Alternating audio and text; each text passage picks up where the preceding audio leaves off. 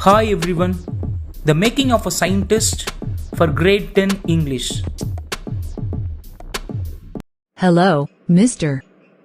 Richard Epwright. We wish to know about your life. Okay.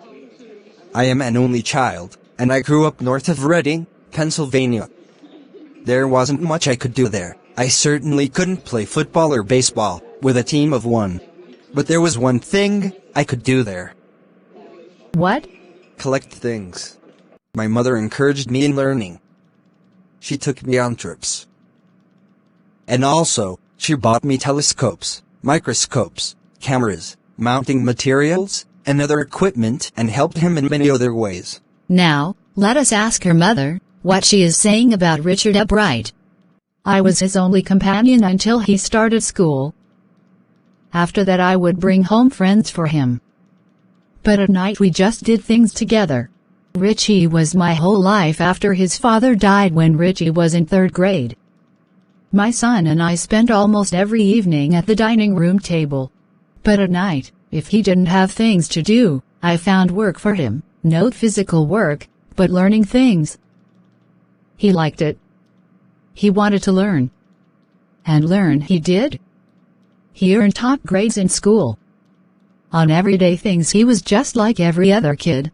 Now let us ask about Richard Epwright Butterflies collection. Hi, Richard Epwright. Can you tell about your butterflies collection? Yes. Sure. By the time when I was in the 2nd grade, I had collected all 25 species of butterflies found around my hometown. That probably would have been the end of my butterfly collecting. Oh. Then, my mother got me a children's book called The Travels of Monarch X. That book, which told how monarch butterflies migrate to Central America, but that opened the world of science to the eager young collector. how? At the end of the book, readers were invited to help study butterfly migrations. They were asked to tag butterflies for research by Dr. Frederick A. Urquhart of the University of Toronto, Canada. His mother wrote to Dr. Urquhart, and soon Epwright was attaching light adhesive tags to the wings of monarchs. Anyone who found a tag butterfly was asked to send the tag to Dr. Urquhart. The butterfly collecting season around Reading lasts 6 weeks in late summer. If you are going to chase them one by one, you won't catch very many. So the next step for Epwright was to raise a flock of butterflies. He would catch a female monarch, take her eggs, and raise them in his basement through their life cycle, from egg to caterpillar to pupa to adult butterfly. Then he would tag the butterfly's wings and let them go.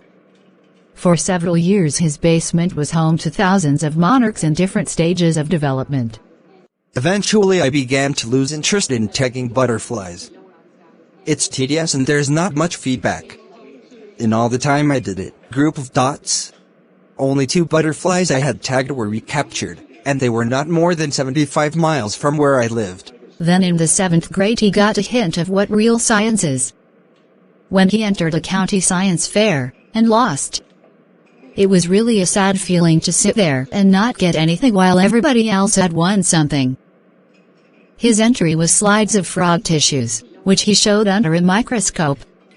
He realized the winners had tried to do real experiments, not simply make a neat display. I knew that, for the next year's fair I would have to do a real experiment. The subject I knew most about was the insect. Insect. Yes, I'd been doing in the past several years. So, he wrote to Dr. Urquhart for ideas, and back came a stack of suggestions for experiments. Those kept Epwright busy all through e-school, and led to prize projects in county and international science fairs. Then, how did you win? For my 8th grade project, I tried to find the cause of a viral disease that kills nearly all monarch caterpillars every few years. I thought the disease might be carried by a beetle. I tried raising caterpillars in the presence of beetles. I didn't get any real results. Not get any result. Then how? But I went ahead and showed that I had tried the experiment. This time I won. The next year his science fair project was testing the theory that viceroy butterflies copy monarchs. The theory was that viceroys look like monarchs because monarchs don't taste good to birds. Viceroys, on the other hand, do taste good to birds. So the more they look like monarchs, the less likely they are to become a bird's dinner. Ebright's project was to see whether, in fact, birds would eat monarchs. He found that a starling would not eat ordinary bird food. It would eat all the monarchs it could get. This project was placed first in the zoology division and third overall in the county science fair. When did you start your new theory about cell life? In my second year in high school, I began the research that led to my discovery of an unknown insect hormone. Linked directly, it also led to my new theory on the life of cells. The question I tried to answer was simple. What was the question? What is the purpose of the 12 tiny gold spots on the monarch pupa? Everyone assumed the spots were just ornamental, but Dr. Urquhart didn't believe it. To find the answer, Ebright and another excellent science student first had to build a device that showed that the spots were producing a hormone necessary for the butterfly's full development. This project won Ebright first place in the county fair and in Trinto the International Science and Engineering Fair. There he won third place for zoology. He also got a chance to work during the summer at the entomology laboratory of the Walter Reed Army Institute of Research. When did you win first place? As a high school junior, I continued my advanced experiments on the monarch pupa. That year, my project won first place at the International Science Fair and gave me another chance to work in the Army laboratory during the summer. Oh. Then? In my senior year, I went a step further.